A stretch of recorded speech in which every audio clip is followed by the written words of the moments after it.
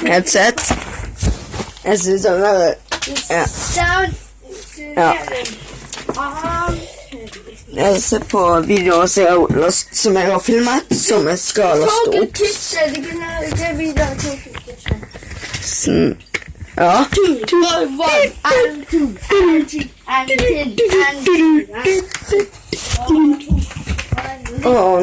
Nå tenker jeg på den der Purple Chappe Music.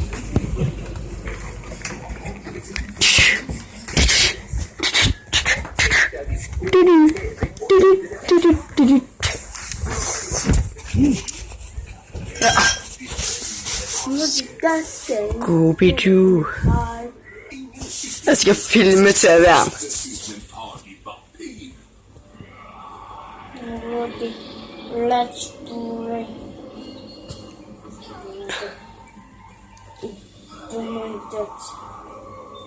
Password. På 8. plass finner de en av det ildkastende slaget.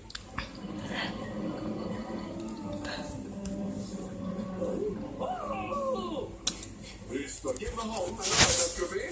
Plass nummer 7. Som alle vet, så elsker Scooby få ting like høyt som mat. Så hva kunne vel vært et større mareritt for ham enn å ha en ung fransk monsterkatt på kjøkkenet? Sakrebø. Sakrebø. Scooby er verdens herligste og kjærligste hund. Men ingenting kunne vært lenger unna menneskets beste venn enn denne enorme robot-rottweileren.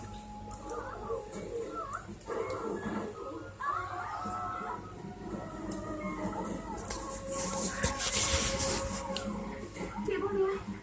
Det er over. Liksom, jo, det...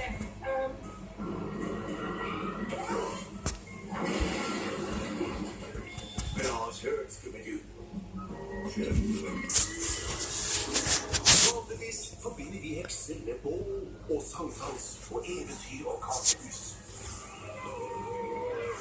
Men denne ser ut til å ha forlatt hjemmet sitt i jakten på våre venner Scooby og Scooby med å hekse inn på en 5. plass.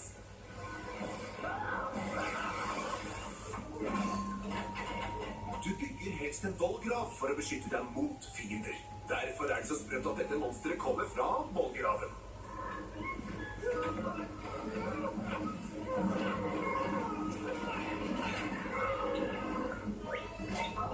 Jeg kan aldri være i vollgrav igjen.